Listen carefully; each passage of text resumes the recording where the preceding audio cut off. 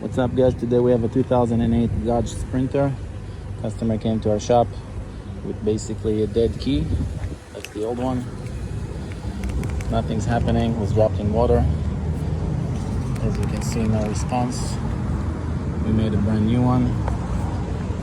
Unlocks, locks, unlocks, and of course, let's start it up.